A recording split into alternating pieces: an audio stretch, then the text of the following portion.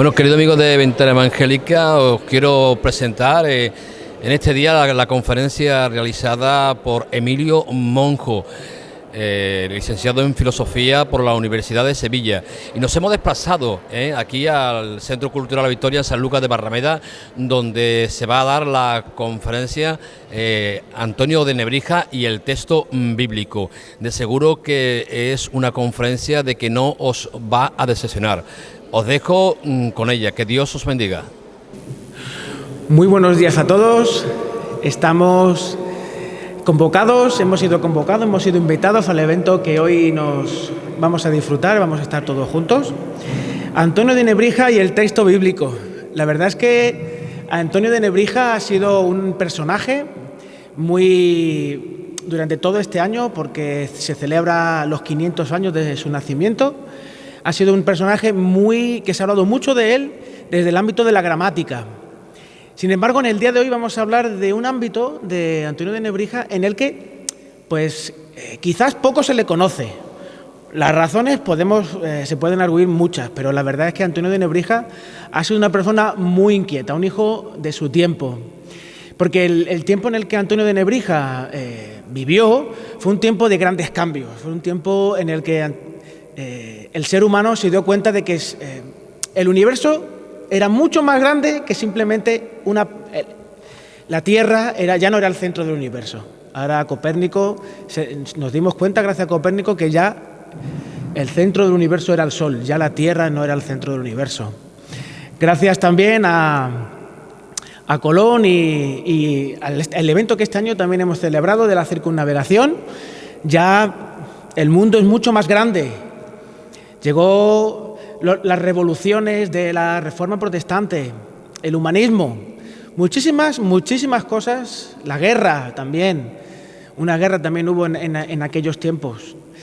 Cosas que no son ajenas para nosotros en este tiempo, y la verdad es que la respuesta que aquellas personas le dieron a su tiempo, buscando aferrarse a aquello que es realmente firme, puede ser una clave para que en este tiempo quizás podamos también nosotros encontrar claves, a los que estamos aquí y a los que nos vais a ver en casa, claves para entender el tiempo y la verdad, poder dormir de noche.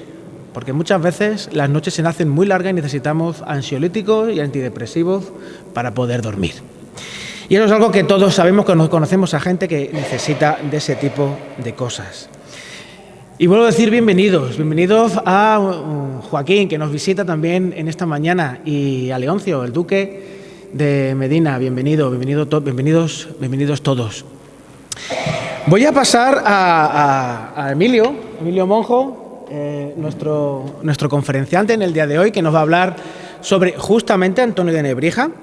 Él es el director del Centro de Investigación y Memoria del Protestantismo Español. Y ha escrito una colección de libros de la editorial MAT. Aquí tengo algunos ejemplares, todos ellos hablando sobre las aportaciones de los reformadores españoles hicieron a España y a toda Europa en su tiempo. Ha colaborado con la Fundación Tres Culturas en una ocasión en la que tuvieron un evento conjunto, y también se sigue colaborando con la Universidad Complutense. Así que tenemos ante nosotros hoy el reto de poder escuchar un regalo para los oídos y también para la reflexión, y poder encontrar claves de cómo poder vivir hoy con los ecos y las enseñanzas que nos traen nuestros hermanos del pasado. Así que, Emilio, toma tu lugar. Muy bien. Voy a sacar un par de libros, pero no por tenerlos en cuenta, sino simplemente porque, hombre, al hablar de Nebrija hay que mencionar algo de Nebrija, de algunas de las literaturas que hay sobre él. Saco esto y saco esto, por si acaso. Y ya nada más.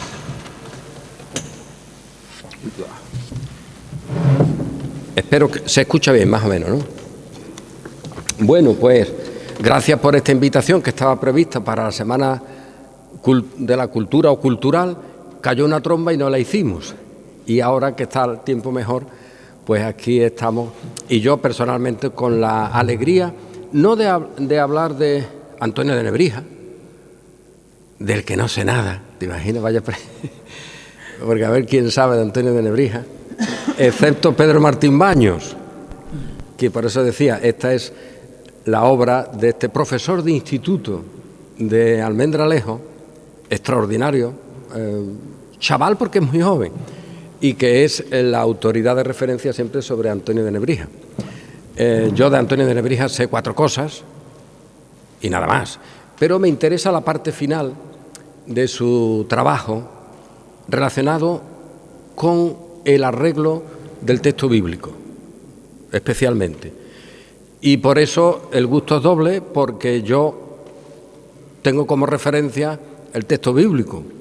Esa es una realidad.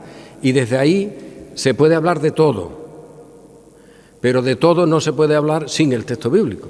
Así que este es un tiempo, por lo tanto, útil y de aprovechamiento. Y por eso quería pues saber qué hacemos para aprovechar el tiempo, que es un lema de lo que ya en esa época de inicio del siglo XVI, con la Reforma, etcétera, el concepto de tiempo se está instalando, aprovecharlo bien, ser útil, tener una vocación, la idea misma de vocación. Y todo esto aquí entre vosotros y en un lugar donde yo he venido más de una vez y ahora pues es todo un honor tener con nosotros al señor Duque de Medina Sidonia, que es, él no lo va a escuchar, pero yo lo digo, maestro de historiadores. Cuidado.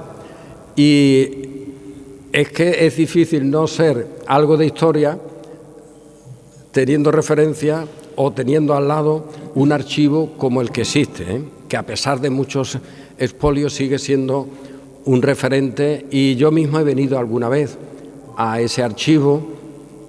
Recuerdo, paréntesis y anécdota, que me topé con unos documentos que se habían editado sobre la Reforma en Francia, sobre la reina Juana de Albret, la reina de Navarra. Y esos documentos estaban en un librito, pero no estaban referenciados. Eso ocurría a veces, ¿no? Y yo un día me alegré doblemente porque me encontré a los documentos y dejé nota para que ya a partir de entonces quien lo buscara tuviera ya el sitio para hacerlo. Y eso es doblemente interesante porque no podemos hablar de historia sin lo que es fundamental. No los cañones, que también, la economía, vale, el campo, sí, los documentos, esos papelitos, esas realidades que luego son bombas de racimo, para mal o para bien, porque los documentos algunas veces son correctos y otras veces son propaganda. Todo eso hay que saberlo diferenciar. Y hoy pues aprovecharemos el tiempo lo mejor que podamos hablando algo de Antonio de Nebrija, que es el que nos trae aquí, con todo lo que se ha hecho este año por ser el año de Nebrija, pero especialmente la parte que me interesa y de la que puedo hablar algo, y sobre todo por un texto suyo editado no hace mucho en la Universidad de Huelva, en el Departamento de Ediciones, precisamente también con una introducción de Pedro Martín Baños, y es su obrita que se titula Apología, que es donde hace él una defensa más o menos de por qué la Inquisición se metió con él, por los trabajos que él hacía sobre el texto bíblico, no en general, sino de la Vulgata, y en esa apología pues hay ahí referencias que son valiosas para conocer al personaje y también para conocer la época. Y eso ya nos coloca en algo imprescindible para todos nosotros. No importa qué referencia tengamos, conocer a un personaje en la época. Problema, que a Nebrija se lo ha sacado de la época muchas veces y se lo ha hecho un héroe nacional, pues muy bien, pero era una persona con sus achaques, una persona con sus problemas y con las circunstancias de la época. Eso es relevante hoy, porque estamos viviendo en una especie de impulso que empujan en ese impulso nada más y nada menos que las propias estructuras del Estado, las estructuras culturales, de ver una especie de España allá en el pasado como si fuera algo que se pudiera dibujar o hacer una maqueta y traerla y ponerla ahí y casi adorarla. Hombre, no tengo por qué avergonzarme de lo que hiciera Hernán Cortés, pero tampoco estar orgulloso. Simplemente ocurrió, voy a averiguar lo que hizo y sacaré alguna conclusión. Ni me avergüenzo, porque yo allí no estaba, ni tengo por qué ser orgulloso como si yo hubiera estado. Hombre, esas dos Españas vamos a quitarlas de en medio y vamos a ir a los textos, al equilibrio, a ver la historia como un lugar donde aprender cosas para nuestro presente con nuestros achaques, sin tonterías, una cosa normalita. Y en ese sentido, pues Nebrija, es cierto, ha sido un personaje a veces que ha sido un instrumento en manos de gente que lo ha querido poner como una especie de fundamento de algo, y el hombre lo que era es un hombre que sobrevivió, un hombre muy inteligente, pero que sobrevivió como otros muchos, que era una época mala para eso, pues dando clases, escribiendo. Aún hoy eso no es bueno, no es bueno como camino, ¿eh? A ti te dicen, ¿tú qué quieres estudiar? Filosofía, pero si eso no, tú estudias ingeniería de no sé qué, del espacio, que eso es lo que da dinero.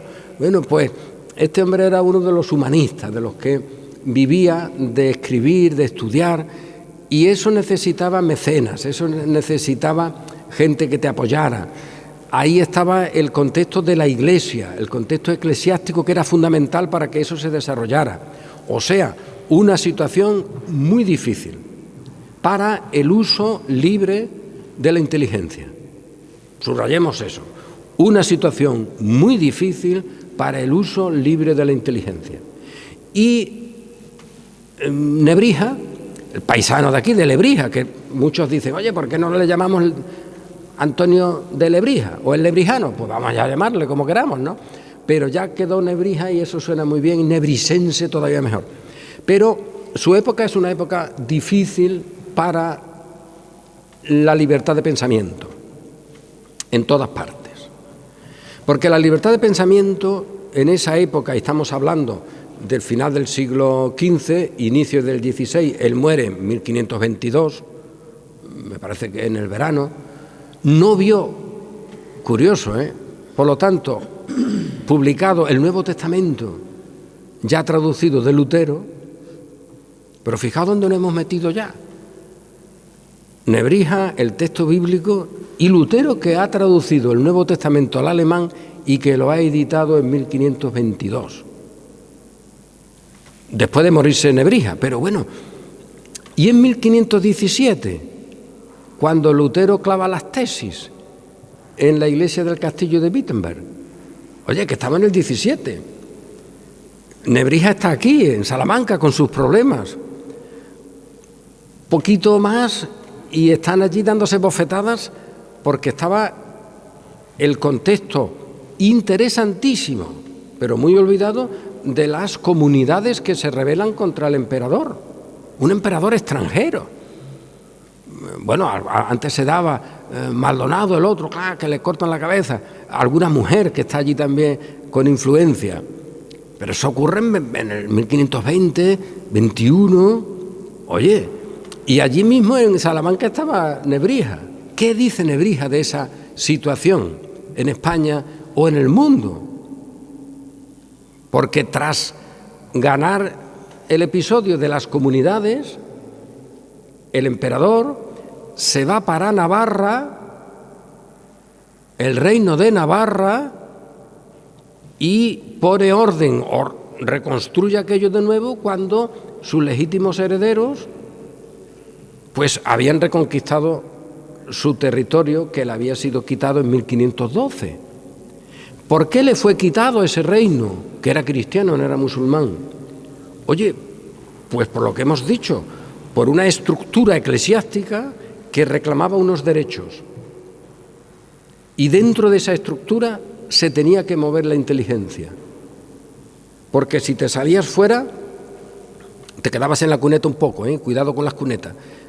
eras enemigo de la Iglesia no solamente, sino de la sociedad. Y así te trataban. Oye, pero que estas fuerzas, cuando arreglan el tema de las comunidades, se van a Navarra y reconquistan aquello de nuevo, aunque queda de los Pirineos para allá la llamada Baja Navarra, y los reyes de Francia, los Borbones, lo serán siempre, al principio de una manera muy gorda, reyes de Francia y Navarra. Oye, un reino interesante. Un bombazo le dieron allí a un capitán en esa reconquista, en la muralla de Pamplona. El artillero ni lo mató y lo hirió de mala manera. O sea, que si llega a fallar, la historia es otra, ¿eh? O lo matas o va la bola por otro sitio. Pues no, le dio en las piernas, tú. Lo hizo allí medio polvo. Aquel buen hombre, lo recogieron sus enemigos y lo llevaron al castillo de Loyola. Ignacio de Loyola, los jesuitas, un artillero. La historia, ¿quién la escribe? Pues quita tú a los jesuitas de la historia, pero eso está en un momento en el que un artillero va a lanzar un bombazo a la muralla de Pamplona y que no le dieran la cabeza y que le dieran las piernas o que saliera volando por otras partes, es la clave para que luego tengamos en toda la historia la realidad de los jesuitas, no pequeña, que como todo el mundo sabe, más o menos. Bueno, pues todo eso nos hace ponernos en un contexto en el que hay unos poderes que en el caso de España, de Occidente en general, pero de España, tienen una estructura eclesiástica. Y dentro de esa estructura eclesiástica hay que meterlo todo. Los reyes, los príncipes, sometidos a esa estructura. ¿Cómo se había llegado a ese paso? Evidentemente no con Pedro, el buenazo de Pedro, ni con Pablo, ni con Santiago, ni con los apóstoles.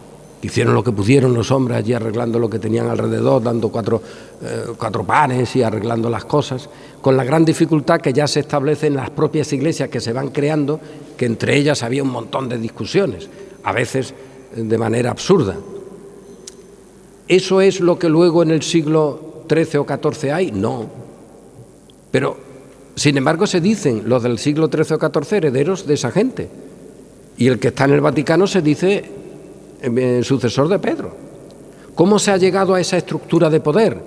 Oye, no vamos a decirlo aquí ahora porque no tenemos tiempo, pero sí hay que tenerlo en cuenta, porque dentro de esa estructura de poder se tiene que desarrollar el trabajo del humanista. Y algunos lo desarrollan como pueden, Erasmo, más adelante vamos a decir también Luis Vives, Tomás Moro, Nebrija, pero ya está pasando algo, y es que esa estructura de poder se está rompiendo, se está quebrando. Y curiosamente se quiebra por algo que es el motivo de nuestra reunión, el texto bíblico. Curioso la fuerza que tiene el papel y que tiene la documentación. ¿Qué ha ocurrido? Permitidme, cito a Lutero. Lutero, en uno de sus primeros escritos, hace nada se ha celebrado el Día de la Reforma aquí en España. Yo no sé ni qué decir sobre eso, porque hay gente que celebra el Día de la Reforma que no la conoce y que hoy los reformadores le darían gorrazos hasta en el cielo de la boca, ¿no?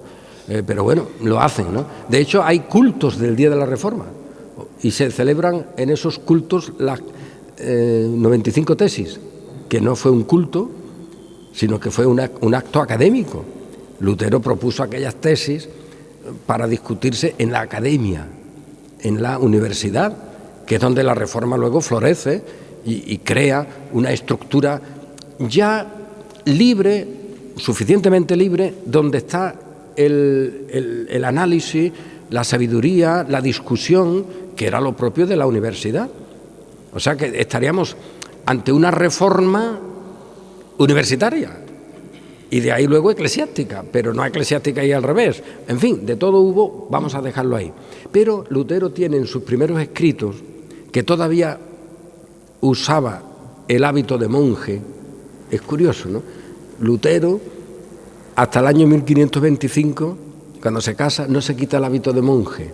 Un monje agustino es el que está haciendo la reforma, al que excomulgan, el que traduce el Nuevo Testamento, el que desarrolla en su entorno una organización más o menos eclesiástica que se podría llamar luego protestante, en su caso luterana. Pero él escribió un tratadito a la nobleza alemana, algo importantísimo siempre, es decir, el poder que está y que no tiene que estar sometido al eclesiástico, sino que tiene su propia vocación y su propia responsabilidad, porque la vocación del político tiene su propia estructura y no tiene que estar sometida a una autoridad eclesiástica ni al revés, ¿no? Ni el eclesiástico tiene que estar sometido al político. En fin, esta fue la confrontación de la Reforma que dura hasta hoy. Bueno, pues Lutero dice, el hombre, en ese tratadito suyo, que con la palabra se habían destruido las famosas 3 murallas de la estructura papal. Esas 3 murallas, que es muy sencillito recordarlo. Dice, bueno, ¿cuál era la primera? Sorprendente, que el poder religioso no está sobre el poder político. Oye, eso hoy día, salvo en algún país, yo qué sé, musulmán, pues casi diríamos, oye, eso es normal. ¿Normal? En ese momento te costaba la vida. Esa era la primera muralla. La segunda muralla, que dice que se había destruido con la Biblia, con el texto bíblico, con la lectura, era que solo el Papa podía interpretar la Biblia. Y la tercera muralla es que solo el Papa podía convocar concilio. Lo que sabemos luego que le costó sudor y sangre a Carlos V para poder convocar el Concilio de Trento, que Roma no lo quería ni muerto, bueno, ni muerto ni vivo.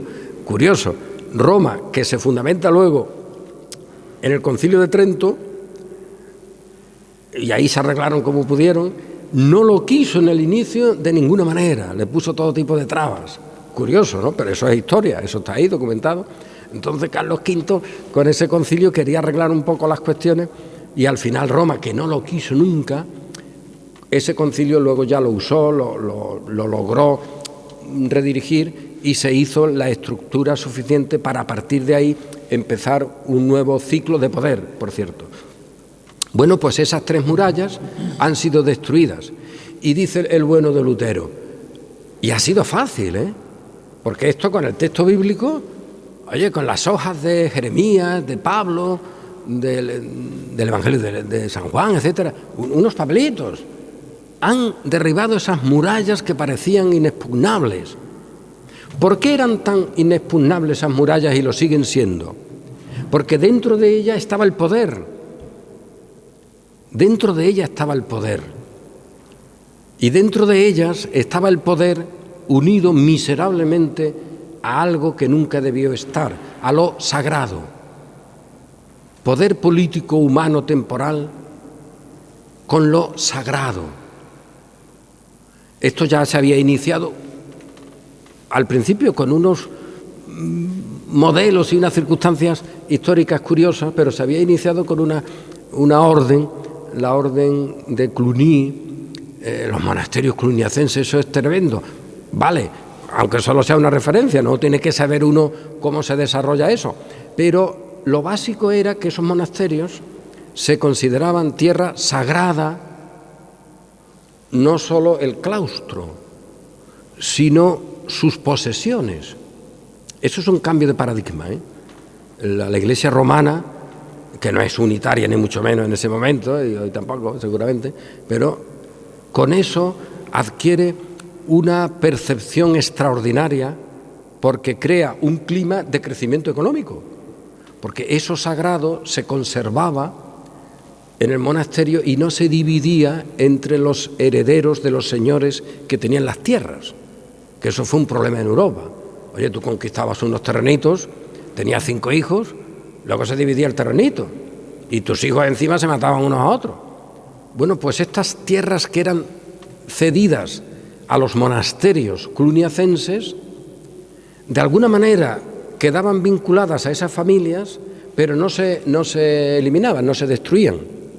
Y ahí aparece un concepto de tierra sagrada. Tierra sagrada. Cuando estamos en el momento de la historia del inicio de lo que se llama la Reforma, es el Día de los Difuntos, de los muertos. Campo Santo, tierra sagrada, que no estamos en una época muy diferente, ¿eh? Y ese concepto de sagrado se vinculó al nacimiento, te bautizaban en lo sacro, al casamiento, te tenías que casar en lo sagrado, porque si no tus hijos eran bastardos y no heredaban, y a morir en lo sagrado, no te salieras tú de ahí. Y eso que empieza en Francia, oye, y se analiza así, por algunos economistas, yo lo he leído alguna vez, oye, como un modelo económico que hizo que la cosa se consolidara en Europa, porque eso hizo que las tierras se mantuvieran en los monasterios. Pero esa gente calificó lo sagrado referido al papado, por razones diversas.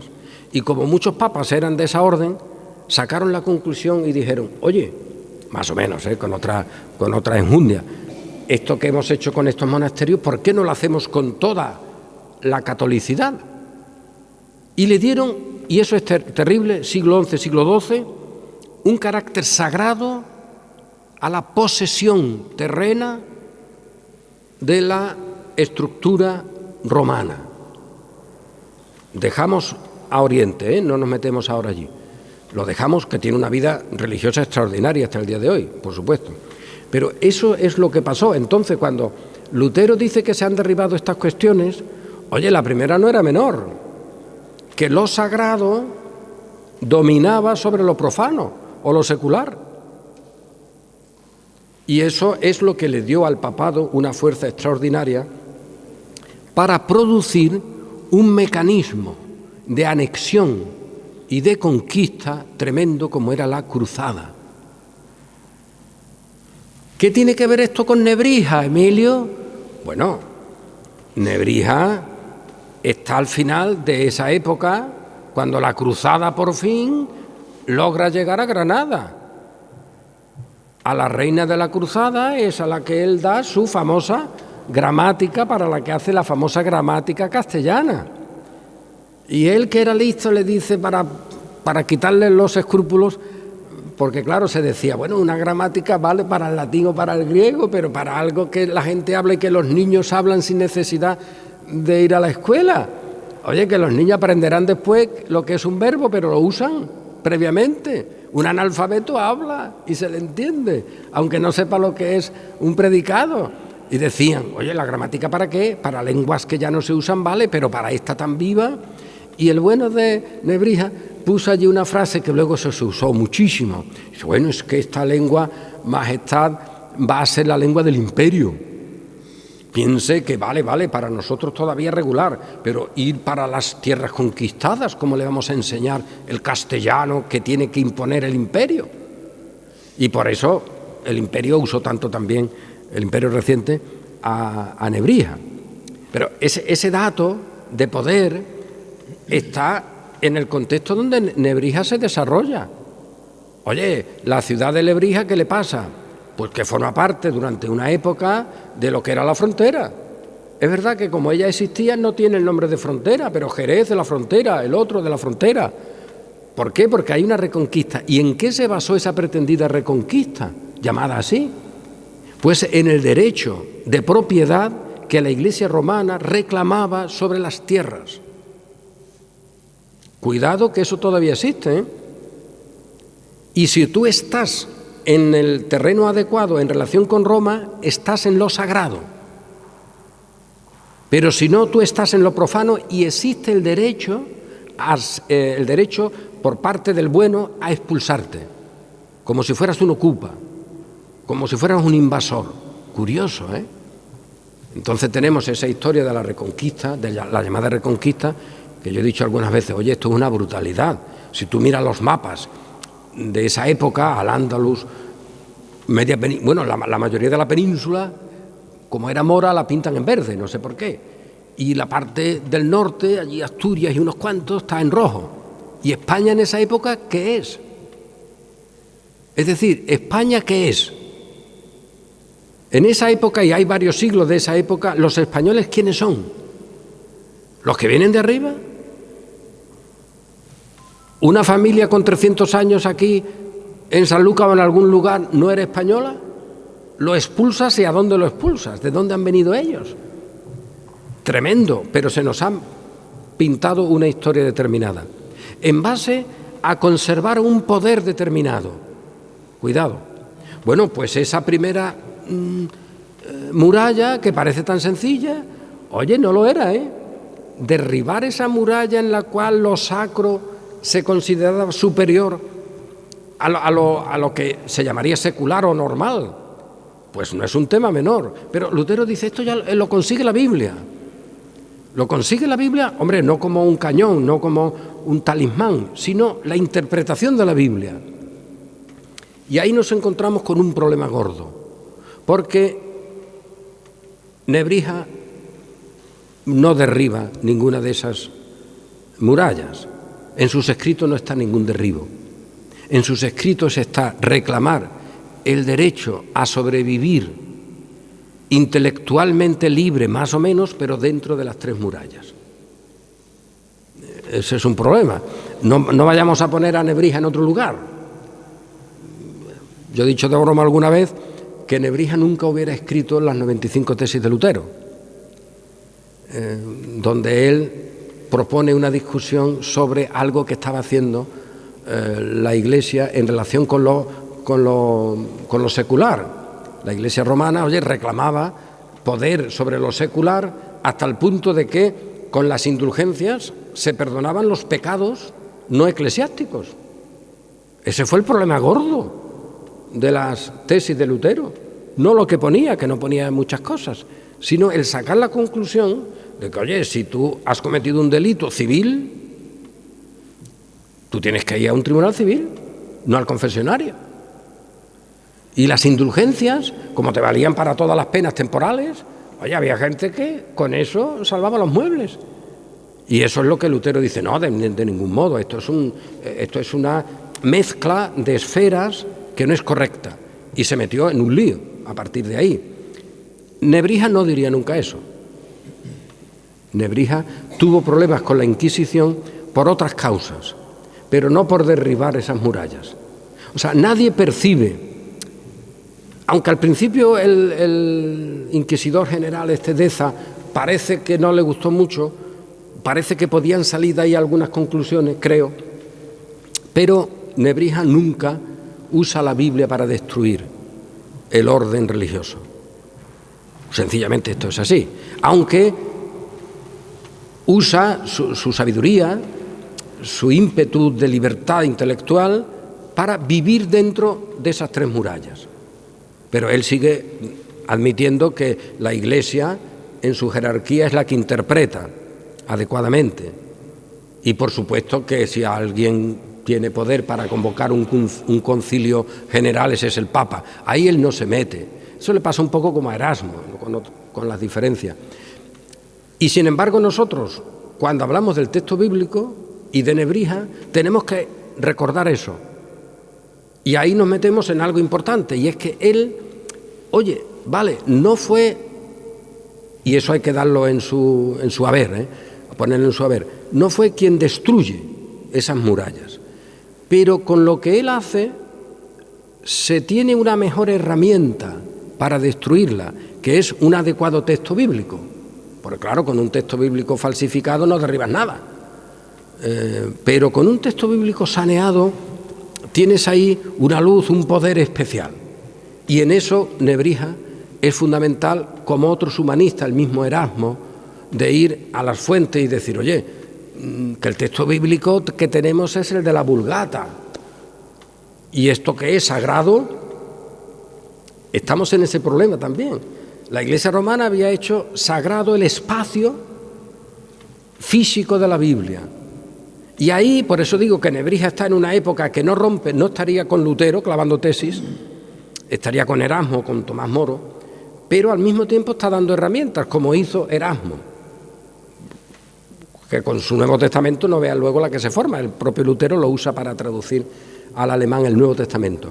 Pero Nebrija, ¿qué está diciendo? Ahí entramos en su problema que tuvo al final, fijaos que de la biografía de Nebrija no hemos hablado nada, ¿para qué? Al final, con su Biblia. Él ya ha hecho todo su trabajo filológico, ha hecho sus diccionarios, ha hecho un diccionario bíblico, por cierto, también, ha hecho muchas cosas, y estamos en 1500, cuando él está bajo la tutela, no vamos a hablar del tema, pero que explica su situación, de la orden de Alcántara, de su principal, un chavalito joven que era bastante humanista y que se lo llevó con él, y allí termina en Extremadura. Y por eso yo traía esto, ahora me acuerdo, porque allí hacemos del día 10 al 13 un congreso internacional sobre Nebrija en Villanueva de la Serena, porque son los lugares donde él estuvo en Extremadura bastantes años, y allí pues también se recuerda y se debe recordar a Nebrija en esta época, y ahí estamos.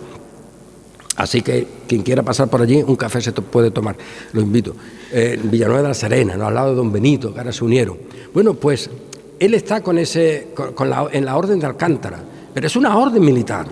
Eso es un problema gordo.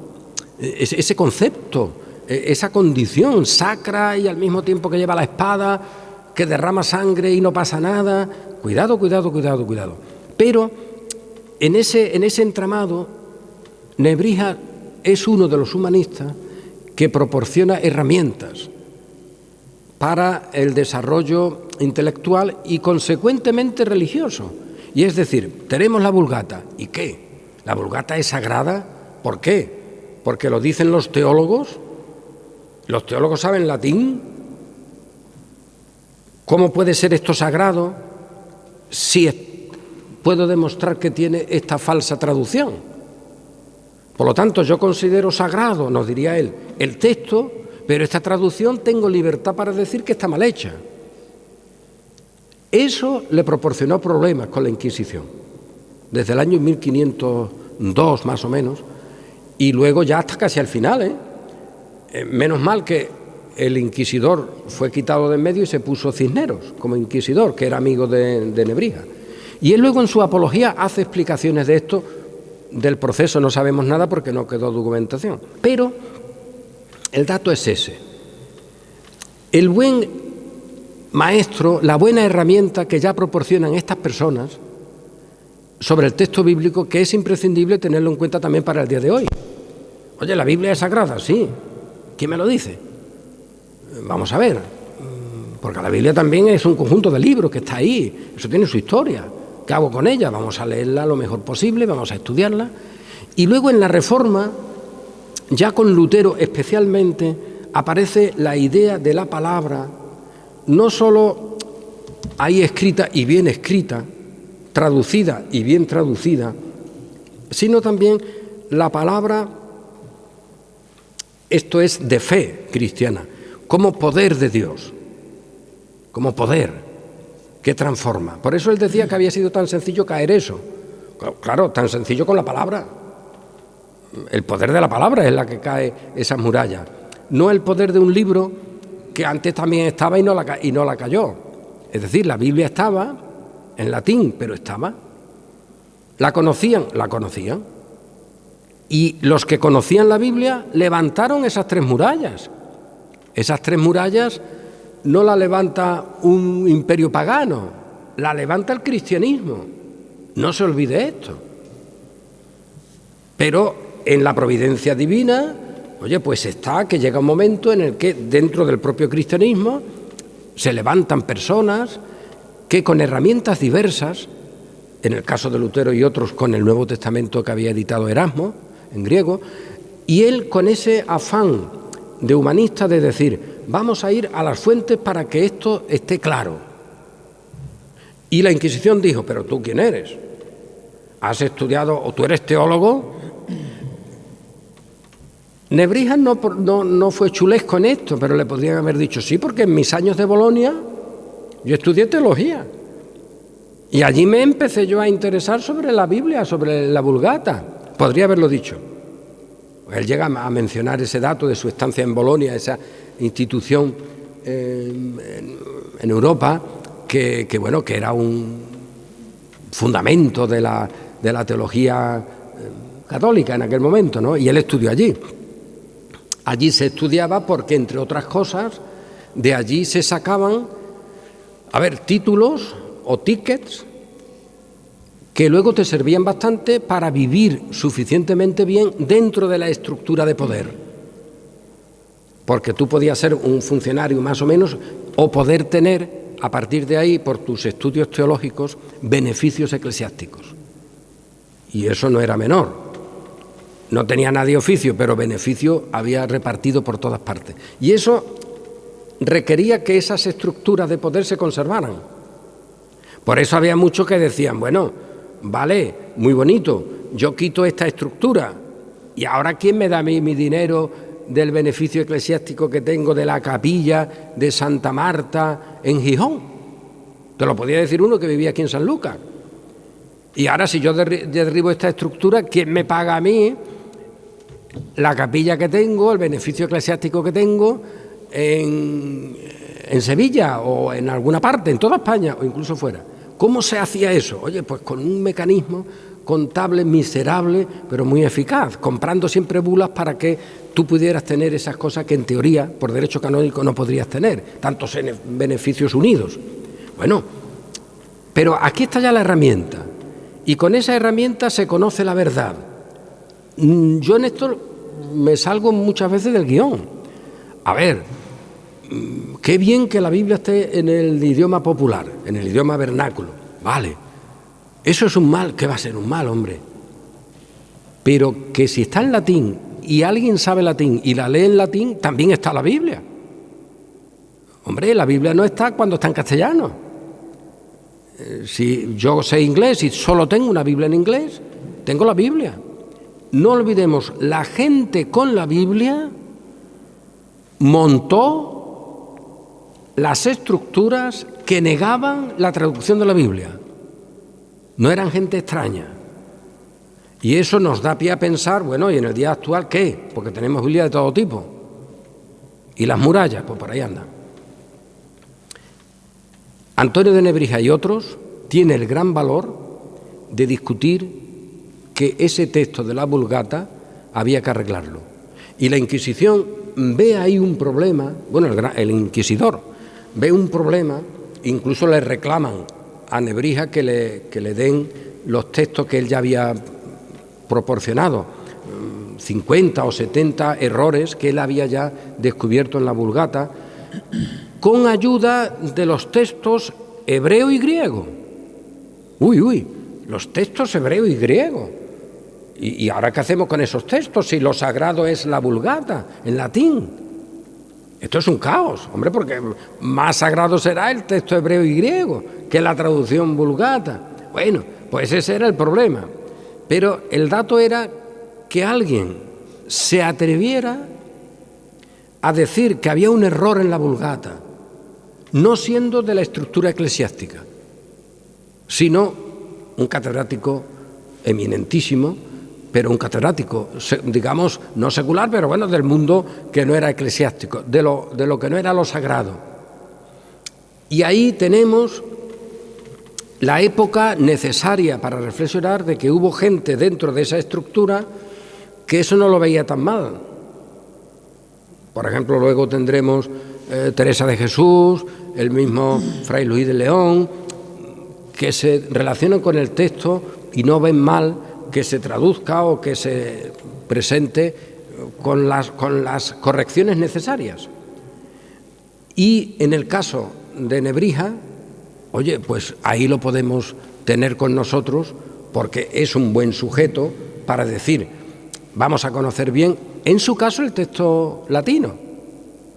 Y él le decía a los teólogos, y eso está puesto en su apología, hombre, que esto también, dice él, por eso digo que era un hombre sabio, un hombre hábil, ¿no?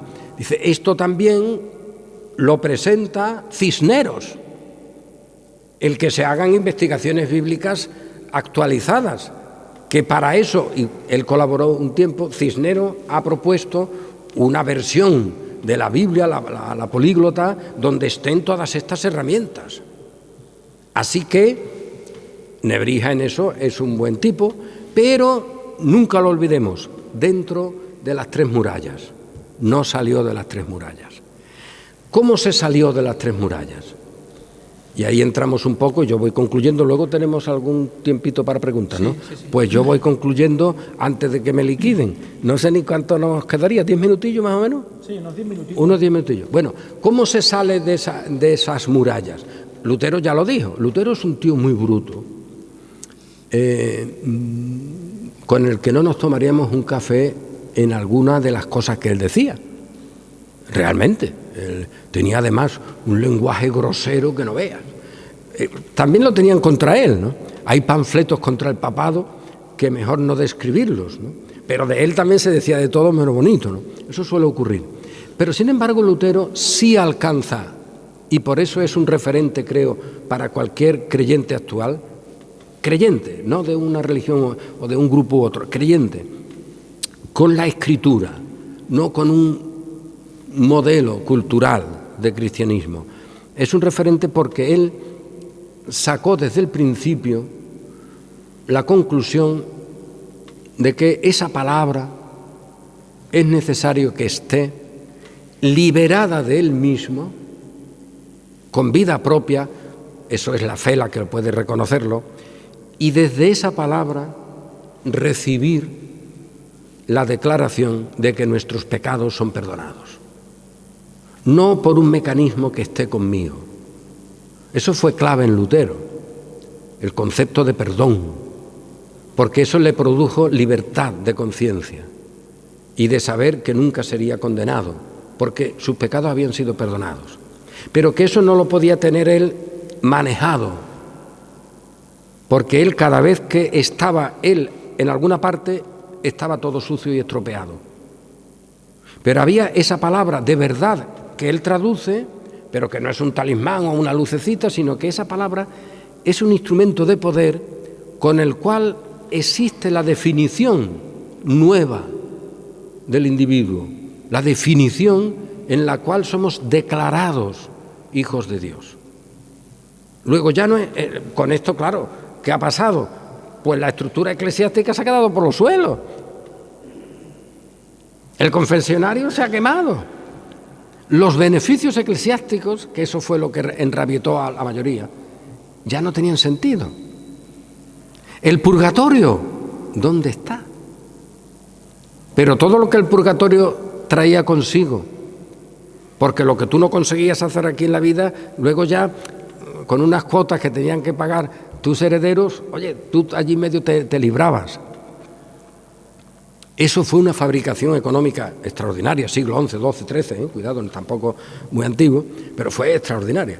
Ahora, Lutero, que ya te digo, fue muy bruto en muchas cosas, él escribía muy groseramente, era un personaje especial, porque fue especial, tuvo que romper muchas cosas, yo a veces digo, es un ariete que se emplea para derribar la puerta, pero luego, ¿qué hace con el ariete? Lo sueltas allí y vas con la espada, ¿no? Porque con el ariete ya no te pesa, el ariete es un estorbo. Pero ahora para derribar la puerta es fenomenal, sin el ariete no haces nada. Y Lutero fue un poco el ariete, él sin saberlo, le dieron un cabezazo ahí hasta que derribó todo lo que pudo. Y él hizo cosas y escribió cosas con las que no estaríamos de acuerdo, conociéndolas. El problema es que a veces ni se conocen, ¿no? Pero esa idea suya de ser siempre un mendigo, de que él dependía de esa palabra, que no tenía control, sino que era soberana desde arriba, eso empezó en él cuando empezó a leer la Biblia y tener algunas experiencias y termina en su tumba. Y esa es la Reforma Protestante. Por lo tanto, celebrar días de la Reforma Protestante sin eso es celebrar días eclesiásticos con formas eclesiásticas para alcanzar la salvación a través del purgatorio o a través de levantar la mano o a través de una decisión o a través de una obra determinada. Pero eso no es el modelo que nace en el Nuevo Testamento y que luego se desarrolla, no como iglesias organizadas, pero sí como teología hasta el día de hoy. Curioso, un personaje que habla estupendamente de esto no es evangélico ni religioso, es un profesor catedrático de la Universidad Complutense que tiene una obra, una trilogía, la tercera parte no ha sido todavía editada, está en ello, pero es como un libro en 3 partes, pero es un libraco. La primera es La revolución intelectual de Lutero, 600 y pico de páginas. Luego tiene otro intermedio de Carlos V y la la época del desarrollo del Concilio de Trento, y el que será tercero, Dios mediante, que está para salir, es la Revolución Práctica de Calvino. Pero es un catedrático de la Universidad Complutense, José Luis Villacañas. Y él ha entrado, creo, en este concepto de Lutero de manera, para mí, valiosísima. Pero no es un libro de teología, es un libro secular, de historia, hecho por una editorial secular, y que en el mundo evangélico ni se conoce, aunque haya hecho alguna reseña para que alguien lo lea, ¿no? Bueno, pues esa condición de que esa palabra es la que nos juzga, es la que nos califica. Porque si yo me califico siempre mal. Porque puedo decir, ay, yo estoy hecho polvo, no tengo salvación. O puedo decir, yo soy hoy un santo de estos que han hecho más de lo debido para los altares, ¿no? No. Decía un predicador de la Catedral de Sevilla, Constantino de la Fuente, un libro ahí por ahí de él, Constantino de la Fuente, en un texto, sí, Constantino de la Fuente creo que está ahí, sí. Estos fueron sermones predicados en la Catedral de Sevilla, en un púlpito que todavía existe, pero este hombre, que lo pudo editar curiosamente en Sevilla, eso es rizar el rizo, donde estaba la Inquisición, era uno de los mejores predicadores de la Catedral de Sevilla, fue capellán o lo llevó Carlos V en algunos de sus viajes con Felipe II, y bueno, este hombre penetró muy bien en lo que era la Reforma, curiosamente, aunque él estuvo siempre en la Catedral de Sevilla. La Inquisición lo cogió al final, lo metió en la cárcel y allí se murió. Luego desenterraron sus huesos para quemarlos y borrar su memoria. Fíjate, y ahora estamos hablando de él aquí. Pero bueno, este tiene un librito extraordinario que se llama Confesión de un pecador, delante de Jesucristo, Señor y Juez. Y al final, ese texto que se editó en Sevilla, luego anónimo, luego en Portugal y luego en varios sitios más, y que ahora lo tenemos traducido incluso al catalán. Como dijeron borrar su memoria, eso se lo dice a un extremeño y dicen, no, borrar su memoria, 5 platos. Y al catalán, y lo están traduciendo al euskera y al gallego. Y está en inglés también. Bueno, pero ahí viene a decir la experiencia del cristiano. A ver, yo estoy delante del Señor Jesús como juez y salvador. ¿Y ahora qué digo? ¿Quién habla por mí? La jerarquía, mi experiencia, mi padre, mi madre, los libros que he escrito, las obras que he hecho. Y este buen hombre dice, mira, Señor, habla tú por mí. Habla tú por mí. Estamos en la presencia del juez. Nos hemos muerto, vaya. Y estamos en la presencia del juez. Y hay alguien que lleve una banderita, hombre, allí. Hay alguien que lleve algo ante la grandeza del juez. Señor, habla tú por mí. Y ahí tenemos la palabra. Y yo digo, tú eres mío. No tienes condenación. En ti no hay mancha, ni arruga, ni cosa de que avergonzarte. Ay, pero eso mi conciencia ahora no me da permiso a decirlo. ¿Cómo lo digo? Saliendo de mí, en un sentido, vaya figurado, colocándome con la palabra, y esa palabra me dice que el Cristo resucitado limpió a su iglesia y se la presentó a sí mismo, una iglesia santa, pura, sin mancha, y que no tiene de qué avergonzarse. ¿Qué ha ocurrido? Que la obra de Dios, el Espíritu de Dios, me ha sacado de mi condición.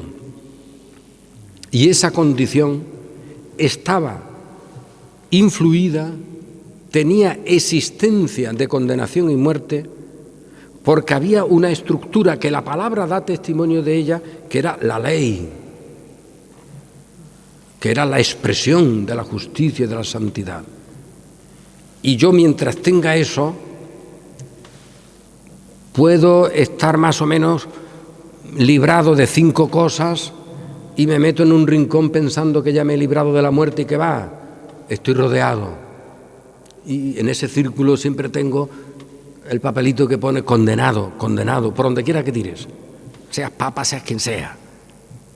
¿Qué tiene que ocurrir? Que eso sea aniquilado, eliminado.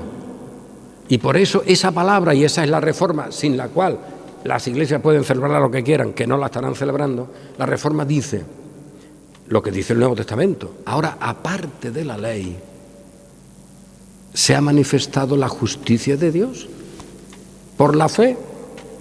Y esa es la justicia que tenemos, no la que viene por obras o por conductas o por condiciones sacras. Cuando esto se establece como fundamento, ya no hay sacro o profano. Y esa es la reforma. Ahora todo es sagrado en el sentido de que está relacionado con ese Dios Salvador. El político, el maestro, el pastor, el científico, y tiene un tiempo en el que con los demás trabajará en la creación de Dios. Esa es la reforma. Y luego de ahí salen instituciones que ya no son en un sentido sacras o profanas o seculares, sino instituciones sociales para el bien común al cual estamos llamados todos. Esa es la reforma. Sin eso, celébrese lo que se quiera, pero reforma no se estará celebrando. Y de ahí, por ejemplo, que donde entraba la reforma, el concepto de sagrado en general desaparecía. En general desaparecía. Digo en general porque el luteranismo luego conservó algo, pero en general desaparecía. Y la sociedad ya no era una sociedad sacra o profana, sino civil. Y eso implicaba la universidad civil, el hospital civil, la política civil, en el sentido de igual todos. Y eso implicaba pues una nueva estructura donde ya no había mérito y por lo tanto no había hospitales de religiosos para obtener mérito, sino hospitales civiles, aunque fueran cristianos los que los trabajaban, escuelas, y la vida se torna en lo que hoy sería la modernidad, donde el ámbito, la esfera civil es igualitaria en el sentido de que si tú eres un fiel creyente, vales un voto en tu piso, en tu comunidad, y el otro que es un profano tiene un voto que vale igual que el tuyo. Y ahora tú colabora con los que puedas y sigamos caminando llevando todos nosotros nuestros achaques, nuestras llagas, pero con la palabra, todos nosotros sabiendo que somos más que vencedores, porque es ella la que nos califica y ya no nos calificamos nosotros, que el bueno del apóstol ya lo dijo, ya no vivo yo, ahora es Cristo el que vive en mí. Y eso es lo que la Iglesia de Roma no pudo soportar. Y hoy no lo pueden soportar muchas iglesias. Y al no poder soportarlo, pues para eso lo traje. Y ya termino. A este buen hombre que tradujo por primera vez el Nuevo Testamento al inglés, en 1500, esta es un facsímil de 1526, lo queman. ¿Porque había traducido la Biblia? No tanto, porque Cisneros también trabaja en ello. Luego, además, con Felipe II está la de Arias Montano, sino porque esta gente decía, más o menos, lo que estamos diciendo. Y eso destruye el ámbito de salvación en el poder humano, sea el que sea, protestante, católico, y lo deja todo. Fijaos si esto parece una herejía, lo deja todo en las manos del Redentor.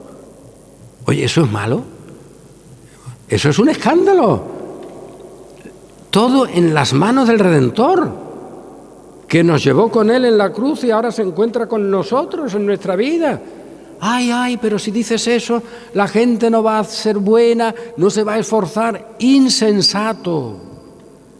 Tú di eso y la gente será feliz, trabajará muchísimo y no se agobiará por su salvación, porque la tiene en aquel que ya murió y resucitó y dijo, consumado es. Y yo digo, acabado está. Acabado está. Muy bien. En el Centro Cultural Victoria, donde el doctor, filósofo,